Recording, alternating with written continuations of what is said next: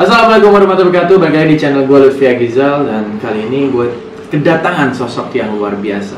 Bukan seorang motivator, bukan seorang spiritualis, bukan seorang hipnoterapis. But gue melihat sosok ini bisa menyembuhkan orang dengan fobia ketinggian yang tadinya tangannya berminyak melihat ke bawah dengan ketinggian 4 meter sampai dengan 15 meter, pingsan, takut, basah. Setelah bertemu dengan sosok ini dalam waktu 15 menit hilang semuanya. Gue perkenalkan Reo DOA.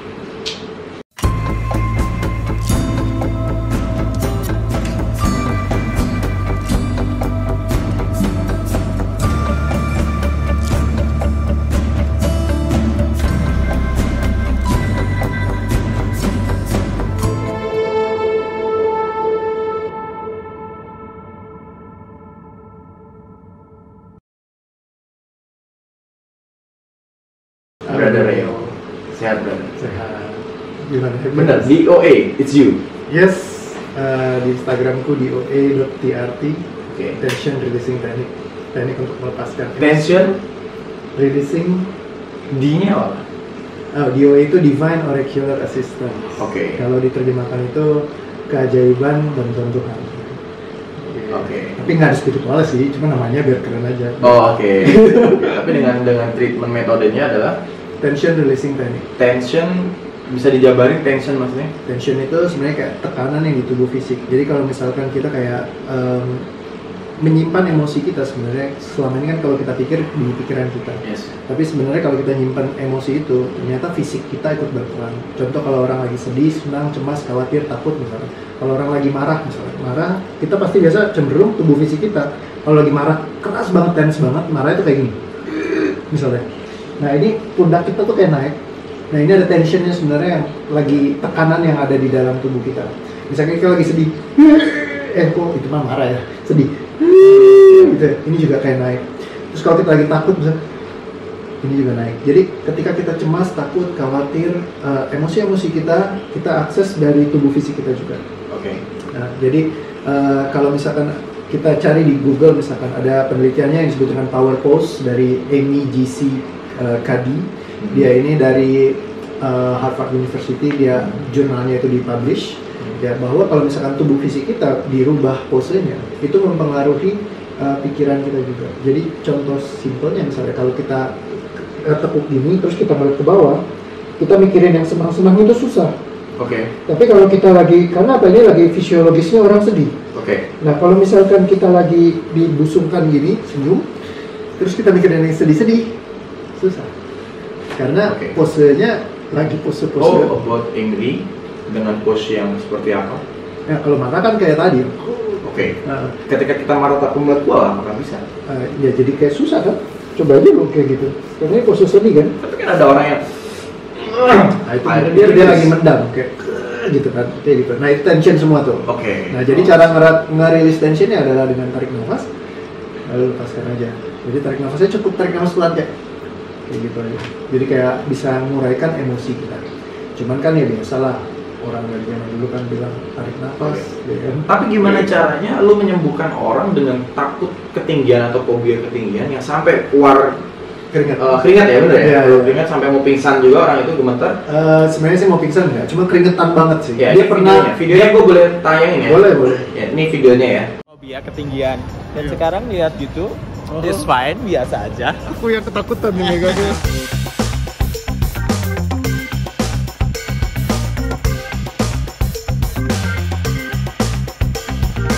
Sampai keringetan Keringetan gini. dulu. Sampai basah Sampai gini. kakinya basah. Sekarang usiaku 46 tahun loh. Iya, dari kecil. Aku selalu kalau mengalami kecemasan ya kayak gini, basah gitu. Nggak tahu, ada sesuatu yang saya sendiri agak susah jelasin ya. Cemas, takut gitu ya. Oke. Tarik nafas. Tahan dan lepaskan. Dulu biasanya aku gemeter kalau gini. Lihat gini langsung udah gemeteran. Dan ya, aku fine-fine aja tuh. Kemarin sampai tangannya basah semua ya. Basah. Kemarin soalnya, nggak basah loh aku loh. Nah, ini amazing banget gitu. Iya. Makanya gue pikir it's magic. Lu pakai semacam ilmu kejawen atau sugesti atau lu Apa tuh? Dor. Tidur. no itu apa namanya? Apa hipnoterapi? Hipnoterapi Yes. atau hipnotis? Well, actually kalau sistem yang tension releasing ini memang beda karena dia cuma tarik nafas dan Oke. kita membuang emosi yang tersimpan dalam tubuh fisik kita. Jadi kalau berlain dengan sugesti, ibaratnya kalau handphone, misalnya kita sugesti itu sifatnya kayak kita install aplikasi. Oke. Misalnya ada apps baru kita masukin gitu ya. Oke, sugesti ya. Kita suggest kan Oke. masukin program baru. Nah kalau misalkan tension releasing adalah melepaskan program yang sudah ada di dalam handphonenya. Misalnya kita orangnya penakut, Oke. ada program penakut di dalam handphone kita. Oke. Nah kita buang program penakutnya. Oke. Nah, Jadi semuanya nguras apa yang sudah ada, bukan menambahkan. tapi apa korelasinya dengan orang tarik nafas? Sedangkan setiap hari orang itu 24 jam kali 7 hari Ya, selalu tarik nafas. ya betul. Gue metode lu dengan cara tarik nafas. Yes. Menurut gue itu bukan metode, menurut gue ya. Hmm. Tapi apakah itu sebuah? Tapi juga ada buktinya lu. Iya, jadi sebenarnya justru itu kan ibaratnya gue cuman kayak menemukan shortcutnya aja. Dan kebetulan memang dari caranya tarik nafas dan lepaskan itu memang mengurangkan intensitas tensionnya itu. Jadi kayak makin lama kayak kipas bawang, makin ringan, sampai benar-benar hilang total. Oke. Makanya ketika diuji coba lagi di tempat tinggi pun, wait, tangannya udah nggak ada keringat lagi. Gitu. Dan ini juga berlaku ke semua fobia. Jadi fobia mau kemarin ini tripofobia, kayak Gue yang boleh bulat itu. bolong-bolong ya, fobia darah. Terakhir tuh ngeliat darah aja ngeri. Terus sampai gue lepasin, gue suruh nonton video orang palanya ditembak bolong gitu. Dia kayak biasa aja gitu. Karena udah, ibaratnya emang udah hilang total. Dalam satu kali kesempatan. Iya, di bawah 60 menit. Oh, damn. Di mana mulai? Yes. It's Jadi work ya. trauma fobia itu less than 60 menit. Oke. Ya. Ketika pasien lu semuanya yang tadi lu bilang work, Mhm. apa jaminannya dia bisa melakukan itu lagi tanpa saat tidak berada di samping? Gua ajarin caranya, dia bisa lakukan sendiri karena semua orang bisa tarik nafas. Basically lu hidup, lu pasti bisa lakukan ini. Oke, kalau kayak gitu berarti lu gak dibutuhin semua orang dong, karena semua orang bisa bertarik nafas. Betul sekali. Tapi kenapa banyak klien lu yang mendatang ke lu? Karena mereka, Apakah lu menawarkan satu hal iming-iming yang membuat lu jadi tertarik? karena mereka nggak tahu cara bagaimana sequence tepatnya untuk melepaskan emosinya dengan tarikan nafas. Ibaratnya gua kasih Oke. ilustrasi. Bro, gua punya kunci Mercy terbaru. Yes. Harganya 2,5 miliar, gua kasih ke lu. Yes. Ya kuncinya buat lu, mobilnya juga gua kasih buat lu. Oke. Seneng dong. Senang. Ya kan? Tapi Tapi lu nggak tahu parkirnya di mana? mobilnya gue nggak tahu gue taruh di mana, ya kan? Gue lupa taruhnya. Percuma kan punya kuncinya. Tapi lu bisa cari. Ya lu coba cari aja seluruh Indonesia mobil lu. Negara kepulauan, Oke. archipelago. Oke. Lu pusing nggak tahu di pulau mana ditaruhnya, gitu kan? Berarti itu adalah reason orang mencari lu. Ya, karena gue bantu untuk menguraikan apa yang perlu dilepaskan. Ketika lu tahu apa yang lu lepaskan, lu cukup tarik nafas. Wait, Lepaskan. lu bilang ini bantu, but DOA is job only. Dibantu atau job? Ya. Well, actually gue nggak, jujur ya, dari bisnis gue yang bukan di OA itu gue udah ngasih duit banyak banget. Lumayan lah buat hidup ya. Oke. Just setiap hari gue main game, nggak ngapa-ngapain, hidup enak, itu udah lebih dari cukup. Can you introduce yourself Oke. As apa nih? as selain orang supaya tidak melihat lu mencari uang dari DOA? Oke, nama gue Cesaro Rea Baisher, ya, gue biasa dipanggil Reo. Gue adalah author, gue juga adalah entrepreneur juga dengan lebih dari 10.000 reseller aktif. Ya, jadi buat hidup sehari-hari sih oke banget lah buat Reseller aktif dalam hal, bisnis alat kecantikan kesehatan. can you say it? Gue di MCI, DMCA. Millionaire Club Indonesia. Oke. Kalau teman-teman tahu, What's your product? ini salah satunya kalung pendan energi dari MCI, MCI. Oke. Ya, jadi dari sini ya, dan sangat-sangat cukup nyaman buat gua. What's your product? Ini salah satu produknya. Oke. And then, iya. Jadi ini buat menjaga kesehatan tubuh fisik. Jadi kalau misalkan lu kayak cepet capek apa segala macam pakai ini, lu bisa kayak stay efektif bahkan sampai malam. Kita udah jam 12. Yes. Tapi kayak still feel energized tanpa ada rasa kayak stres. Kayak gitu lah, ringan. Oke. Ya tapi ya gue bukan buat jualan produk. Oke. Ya ini gue tanyakan karena supaya orang tidak mendiskredit bahwa DOA is your business. Ya. Well actually gue juga senang make money ya. Jadi kalau DOA bisa make money, ya gue fan aja. Kayak gitu. Oke, tapi bukan menjadi sumber daya utama lu. Bukan income gue utama karena memang bukan seperti orang yang membuat sebuah sistem khusus untuk metode mencari uang, about menggunakan mungkin EQ, ESQ atau IQ, ASQ, apa satu lagi? Nggak tahu. IQ, EQ, ASQ. Okay. Kan ada orang yang bermain dengan itu. Terkadang kita menjual kemampuan IQ, mengoptimalkan kan? Ya. IQ, EQ, dan satu lagi ada ESQ, spiritual. Bukan itu ya berarti? Kalau sistem atau cenayang? Sistemnya sih bukan itu ya. Bukan ya, berarti bukan cenayang juga. Apa membedakan? Bukan lagi, beda banget, yes. Tapi dengan lu bilang di bawah 60 menit, orang bisa merilis semua masalahnya, bahkan sampai pobe yang luar biasa loh. Gue melihat satu video dia lengkap dari orang lihat mall lantai 3, wah basah semuanya. Setelah ngobrol sama lu, hilang trauma pelecehan, trauma. Ya, dan gue juga barusan melihat ada satu video lu bersama Michelle Yacoubou.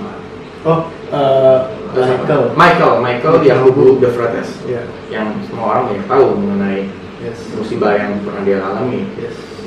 Dan secepat itu dia merilis masalah itu setelah ketemu. Yes. Ya less than 60 menit ya udah ringan gitu kan. Selama ini kan dia jadi kayak ya orang yang kayak banyak dimarahin orang. Oke. Terus dia ada ngerasa sedih juga sama keluarganya segala macam karena case yang menimpa. Ya dia sih udah ngerasa ringan. Oke, kasih satu alasan supaya orang menganggap it's worth dengan metode. Well actually alasan kenapa it's worth gitu. Sistem ini simple sih, gue udah uji cobakan ke ribuan orang dalam bentuk kelas. Jadi ke ribuan orang dan mereka ya testimoninya itu banyak banget. Lu bisa lihat di Instagram gue, DOA.TRT itu boleh gue bilang ini so real, saking so realnya itu testimoninya begitu banyak sekali, video orang ngomong. Jadi kan biasa kalau kita ngeliat ya kayak yang sistem perbantuan, kalau yang video orang ngomong tuh agak-agak sedikit. Jadi banyak kan misalkan kalau lihat di Instagram kontennya kebanyakan kayak kenapa orang stres, kenapa orang begini, kayak edukatif. Okay. Ya kan? Tapi secara terus sisanya jualan. Misalkan kayak oke, abis ini silakan masuk sini gitu. Bukannya gue mendiskreditkan itu karena gue juga lakukan ya edukasinya ada. Cuma maksudnya real testimoni dari orang real itu banyak banget. Gitu loh. Dan gue masih kayak yang nunggu buat dimasukin tuh masih ada ratusan lagi yang buat di upload gitu. Tiap hari gue tanpa embel-embel lu giveaway. Enggak. Jadi kadang orang melakukan hal seperti itu karena berhubung giveaway atau tulis om. Nggak ada giveaway sih. It's real testimony. Iya, testimoni. Pokoknya gue cuma minta kalau lu ikut training gue, please kasih testimoni. Oke. Kalau lu ngerasa manfaatnya, kalau enggak ya udah nggak usah. One question for you. Ya. Are you psychologist? No, I'm not a psychologist. Gua I learn psychology. kuliah gua IT. Gua belajar dari orang yang belajar psikologi. Oke. Ya, jadi kayak gua belajar dari Dr. L. Michael Hall. Oke. Ya, dia waktu dia ke Indonesia, gua belajar kayak ratusan jam dulu sama dia. Penciptanya neurosemantics sama Neurosemantics. Ya, meta coaching system. Nah, gua salah satu dari 18 orang neurosemantics trainer di Indonesia. Terus gue belajar meta coaching sama dia juga langsung ya, jadi buat nge-coach orang. Jadi sebenarnya DOA ini termasuk dari turunan dari meta coaching karena banyak banget fondasi dari meta coaching yang ada di situ. Oke. Berarti kalau neurosemantik ya. Lebih ke otak, lu bermain dengan pengendalian pola pikir seseorang. Sebenarnya sih dia keilmuan untuk memahami bagaimana cara sesungguhnya pikiran kita bekerja. Jadi bagaimana kayak emosi, perasaan, terus kayak behavior kebiasaan orang segala macam. Nah itu diteliti kan, jadi ada banyak ilmuwan yang di luar sana. Nah Dr. Ellen Koppel ini sangat pinter sekali dia, jadi kayak merumuskan dengan cara-cara dia yang sederhana untuk bikin kita bisa belajar, mengerti dan memahami itu semua. Apakah DOA ini adalah sistem untuk membrainwash seseorang? Actually kalau brainwash kan kita menanamkan sesuatu. Ya. Kalau ini tadi melepas juga bisa. Justru membuang. Melepas segala bentuk ideologi yang pernah terjadi dalam orang itu ketika lo rilis satu persatu. Ya. Well actually ini intinya adalah buat membuang sehingga orang itu bisa berjalan menggunakan kesadarannya dia dalam diri. Nah ini gue banyak ada tim dari sistemnya Access Consciousness, ya ada sistem lagi yang lain. Jadi kayak ibaratnya kalau hal-hal yang kayak membuat kita jadi sebuah keharusan, ibaratnya kayak sesuatu yang terkunci, yang solid banget. Kalau itu memberdayakan kita oke. Tapi kalau misalkan enggak, itu kita bisa istilahnya lepaskan dia menjadi netral sehingga kita bisa memilih. Contoh ya, misal kayak gue dulu seneng banget buat bantuin orang, ya kan? Gue pengen jadi orang yang bermanfaat, karena buat gue kayak kalau bisa bermanfaat sama orang tuh bagus. Tapi seringkali gue karena pengen bermanfaat, akhirnya gue dimanfaatkan orang lain.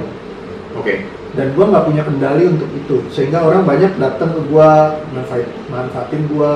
Akhirnya banyak duit gue habis nggak karu-karuan buat bantuin orang gitu, yang orangnya juga kayak bener-bener emang cuma manfaatin gitu. Nah, dan gue taunya belakangan setelah dimanfaatkan habis-habisan, baru terakhir, aduh kok gue dimanfaatin begini ya gitu. Nah, hal seperti itu sebenarnya buat jadi bermanfaat kan baik, bantuin orang kan baik. Tapi bantuin orang secara berlebihan itu jadi tidak baik. Cinta kasih baik, cinta kasih berlebihan jadi tidak baik. Cinta ke tetangga punya istri, itu kan udah jadi konslet gitu kan. Nah jadi segala sesuatu yang berlebihan kan tidak baik sejatinya seperti itu. Nah kadang kita nggak bisa punya kendali ketika kita rata kiri atau rata kanan, jadi kayak kesana banget gitu. Ibaratnya kayak ya contoh yang tadi bilang fanatisme berlebih misalnya. Ketika lagi pilkada ada yang kubunya ini sama kubunya itu, pokoknya dia baik banget, kesalahannya dia nggak bisa dilihat. Yang sebelah sini juga gitu, ini baik banget, kesalahannya dia nggak bisa dilihat. Tapi ketika kita bisa kayak dalam keadaan sepenuhnya sadar atas diri kita, jiwa kita, pikiran kita bisa menentukan, oke, ini memang orang baik. Hanya saja kadang misalkan dia lagi berbuat hal yang tidak baik, kita juga bisa tahu, oh ini lagi nggak baik. Oh, buat your klien, ketika dia datang ke lu dan dia merasa, gue nggak butuh lu, tapi dia datang ke lu. Jadi kalau misalkan dia nggak butuh, terus buka. Ya, misalnya dia datang, tahu nih DOA, ya kan, dia punya problematika. Setelah dia duduk di samping, ternyata gue nggak butuh lu. Ya pulang aja. Kalau nggak butuh gue, ini kenapa? Nah, apa yang harus lo lakukan yang membedakan? Karena gini, ada orang, gue pernah ikut satu olah spiritual ya, kayak melalui metode ESQ yang tadi, motivator, suggesting. Gue ngapain ya di sini? Kayaknya sia-sia. Dia terima sia-sia deh. Kata lu bisa. Nah, apa yang membuat lu yakin orang itu tidak melakukan itu bisa treatment dengan? Maksudnya di saat, well actually gini, nomor satu, gue setiap hari live di Instagram gue, itu melepaskan emosi bawah sadar secara gratis selama ini sih ya. Ya, kan? Kita bicara bukan social media, tapi maksud gue bukan soal sosial ya. Jadi udah ratusan nih kan episode yang gue bikin setiap hari. Jadi mereka biasanya yang datang ke gue adalah mereka yang udah di Instagram gue udah nyobain dulu. Jadi dia udah ngelepasin emosinya, udah lebih ringan, rasanya udah lebih enak. Kan temanya macam-macam, keluarga, tema ini. Nah, ketika udah ke sana, mereka udah ngerasain, biasa baru mereka datang. Bagaimana kalau orang yang tidak mengikuti lu dan tidak tersugesti dengan apa yang lu sudah pernah lakukan? It's new people, bukan punya lu. Dan dia butuh lu. Ya biasa gue akan kasih tahu tentang sistem gue dan bagaimana ini bekerja. Kayak contohnya tadi ketemu lu misalnya, lu kan nggak tahu sama sekali gue gimana how it works segala macam. Ya gue coba jelaskan aja. As long dia mau coba untuk tarik nafas dan lepaskan, emosinya jadi dua. Tapi kembali lagi, setiap kali orang datang gue akan menanyakan apa sih yang lu inginkan. Ya kan, lu pengen lepasin nggak emosinya, misalkan ada yang simpen, mau nggak dilepaskan? Kalau dia bilang enggak, gue akan hormati apa yang dia. Buat orang yang pengen datang ke lu dari 0 sampai 100%, berapa persen yang bisa lu tawarkan untuk merilis masalah orang tersebut? Gue nggak sudah satu sesi dengan lu. Actually gue nggak menawarkan apa-apa. Tapi kalau lu potensinya, kalau lu mau menyembuhkan diri lu dan lu mau serius ngikutin semua sequence-nya, I can assure lu dalam 60 menit you can create something new yang kayak bener-bener lu gak pernah rasain dalam hidup lu. Kalau lu mau ya, tapi kalau misalkan enggak, ya gak apa-apa, gue menghormati juga. Berapa persen kira-kira bisa merilis problematika yang boleh gak kalau gue yakin boleh, sama apa yang gue lakukan? Kan gue bertanya. Kalau menurut gue 100%. Selama lu memang manusia, lu punya bentuk fisik yang sama, fisiologis kita sama, cara kita melepaskan emosi itu sama. Can you give guarantee? Ya kalau lu mau gue balikin uangnya kalau misalkan lu nggak sembuh, tapi lu benar-benar kayak ngikutin 100% ya, maksudnya follow through gitu, it's okay, gitu gue nggak masalah. Dan selama ini nggak pernah terjadi? Ya. Atau pernah? Nggak pernah ya? Akhirnya semua yang mereka lakukan sesuai sequence dengan sepenuh hati, mereka pasti dapat hasil. Berarti DOA ini adalah metode baru atau sebenarnya sudah lama ada, tapi orang nggak pernah tahu? Well actually sebenarnya kan cara ini kayak banyak yang pakai ya, ada kayak misalkan tarik nafas ya di meditasi ada segala macam. Tapi ya balik lagi tadi semua orang tarik nafas.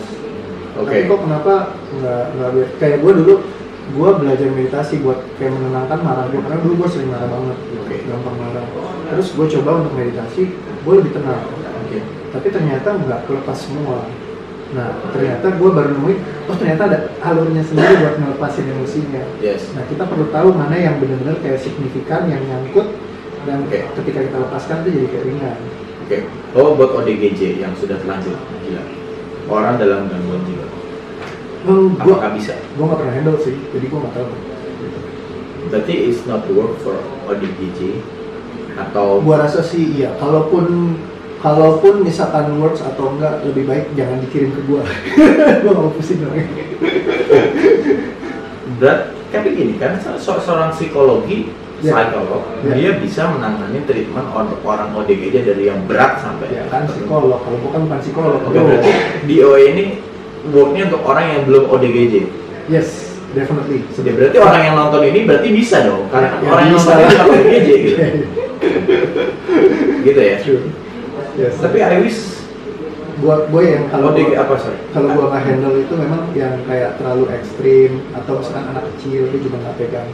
Maksudnya kalau ada kan yang ngirim anak gue tolong dong Mario bantuin, nah gue memilih untuk enggak. Ya karena kadang anak kecil kan belum apa ya, kayak menurut gue buat di coach itu kadang-kadang gue harus ngerayu temenan dulu. Nah itu gue I wish ketika memang DOA ini banyak testimoni real, dan gue pernah melihat beberapa portfolio lu ya, dan gue ketemu sama orang yang mungkin menjadi klien lu, gue pernah tahu orang itu it's work, I wish ODGJ bisa lo lakukan, karena mereka lah orang yang paling membutuhkan lo. Yes. Karena selayak-layaknya orang ODGJ, mereka juga orang. Sama seperti kita yang terlahir normal. Beda cerita dengan orang yang maaf disabilitas dengan kebutuhan khusus. Itu beda, itu bukan ODGJ. Dan dia sebenarnya sehat. Cuman ada saraf-saraf tertentu yang memang disable. Tapi kalau ODGJ, sarafnya tuh disable kan? Nah, jadi kalau misalkan memang yang dibilang kayak gitu kan sarafnya disable, itu kan berarti kan ada kayak tanda kutip tidak sempurnaan gitu ya. Jadi, nah yang itunya yang mungkin jadi kayak bisa. Gue belum pernah coba sih, jadi gue nggak tahu. Gitu. Ya gue berharap kayak ODGJ bisa sembuhin, karena ketika ODGJ disembuhin, mungkin kalau problematika di dunia ini akan hilang. Karena orang ODGJ itu orang yang tidak bisa menyelesaikan, dan akhirnya dia bisa bunuh diri, sampai akhirnya dia mengurung diri. Actually bro, ODGJ-nya yang sampai mana nih? Sorry, gue mesti confirm dulu. Level sampai disebut ODGJ itu kayak gimana? Apakah orang depresi termasuk ODGJ? Kan gangguan jiwa biasa makanya gue mau nyamain persepsi. Kalau yang dari tadi gue ini gangguan jiwanya itu yang ekstrim. Ya kayak orang gila yang kayak udah telanjang di jalan. Nah itu yang gue maksud. Ya, yang mungkin yang telantar, atau yang disebut anti ODGJ, kayak gitu. Nah itu kan gue belum pernah touch ya. Maksudnya selama ini sih yang datang ke gue memang orang-orang yang umum, yang memang mereka kayak ya mau belajar, mau nyembuhin diri sendiri. Biasanya udah datang kemana-mana mereka nggak dapet solusi misalkan, atau udah coba tapi kayak belum dapat maksimal. Nah yang mereka datang ya gue bantuin. Bro Reo, lu udah berapa pasien atau klien yang datang ke DOA dan gue sembuh? Well actually gue udah 10 tahun di personal development, jadi kayak udah ratusan ribu orang yang gue handle dalam kelas. Mungkin kalau dalam personal private gitu ribuan lah ya. Jadi Ribuan? Iya, jadi kayak yang one on one gitu ya. Ya either way kalau nggak ratusan mendekati ribuan, ya ribuan. Gua nggak ngitungin secara precise, tapi banyak banget memang yang gua ini. Sepanjang setahun kemarin aja ratusan udah gue pegang setahun doang gitu. Jadi kayak sehari. Cuma dengan metode tarik nafas yang rilis. Yang tarik nafas di setahunan kemarin. Karena sebelum itu development ilmunya kan belum sampai ke tahap ya terakhir sekarang ini. Oke, berarti bedanya sama hipnoterapi, hipnotis? Kalau hipnoterapi ya kan gue sugestiin orang. Kan gue juga sebagai hipnoterapis, certified hipnoterapis, hipnosis, dan juga ada dulu gue jadi trainer juga. Hipnotis dan hipnoterapis. Jadi beda. Ya, gue juga dapat sertifikasi itu. Ya kan di 2013 gue dapetin dari lembaga gue yang pertama. Terus di 2014-15 gue dapetin lagi. Jadi kayak dari lembaga yang lain lagi gitu. Jadi kayak itu hipnoterapis dan hipnotis. Nah, waktu itu sinergitas batas yang ngeluarin dari IBH. Jadi IBH itu Indonesian Board of Hypnotherapy. Nah jadi dari situ, well actually kalau di hipnoterapi sendiri atau hipnosis kebanyakan kita memang mensugesti sistemnya ya kan, dan memang mengakses masuk orang ke kondisi relaksasi ya kan, somnambulism. Nah dari situ kita biasa emosi bawah sadarnya, intensitasnya kita cari. Oke, tapi secara tidak langsung apa yang lo lakukan adalah musuh kompetitor dari orang yang belajar psikologi. Kenapa dibilang musuh? Karena itu bukan musuh ya, kompetitor. Karena karena dia melakukan pendidikan formal yang memang dia lakukan dari mulai dasar S1, S2 sampai profesi, dan lu tidak melakukan itu, dan lu membuka praktek. Actually, apakah memang belum ada sinergitas dengan, bisa dibilang himpunan psikologi dengan orang yang non psikologi tapi melakukan sebuah treatment yang bersinergi? Ya kan? Well actually kalau lama belajar memang aku juga kan ngedalamin, jadi kayak kurang lebih 10 tahun aku develop ini gitu ya sampai jadi seperti sekarang. Dan di psikologi juga banyak sahabat-sahabat yang juga mereka interest untuk try something new. Dan menurutku ini bukan sesuatu hal yang kita perlu untuk jadi kayak persaingan atau apa segala macam. Just kompetitor ya berarti. Ya, tetapi kita bagaimana kalau kita bisa ini kita sinergikan untuk membantu melepaskan emosi mereka yang terbebani dengan cara yang mudah, ya kan? Dan setelah itu baru kita dengan ilmu psikologinya kita kuatkan lagi, reinforce lagi gitu. Karena kadang-kadang ketika kita kasih tahu semua informasi yang bagus, tapi orangnya masih belum siap karena masih banyak menyimpan luka batin ataupun trauma, itu kita jadi susah untuk kita ngasih pemahaman.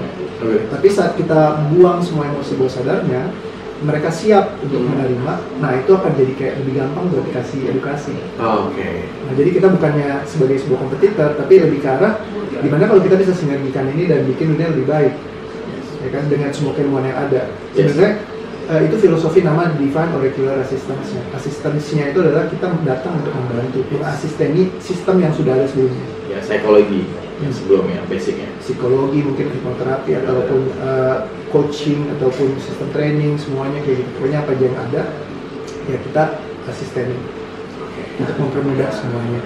Hidup lebih indah. Oke, betul. Hidup lebih indah. Itu juga alasan kenapa gue manggil lu di sini di konten gue.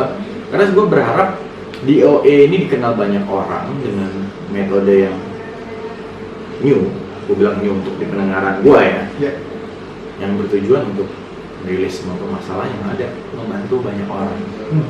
Thank you banget Bro Reo, Sama-sama. terus menjadi orang yang baik. Thank you. Awesome. Mantap. Satu closing statement untuk netizen semuanya. Thank you semuanya. Jadi intinya adalah kalau dari saya, emosi itu bukan untuk dipendam, dikendalikan, ataupun diredam, ataupun kita lawan emosinya, tapi kita lepaskan saja. Karena ketika kita harus mengendalikan emosi, seumur hidup kita harus mengendalikan. Tetapi kalau kita lepaskan emosinya, sekali saja melepaskan, seumur hidup Anda akan terbebaskan. Jadi lepasin aja. Good. Thank you.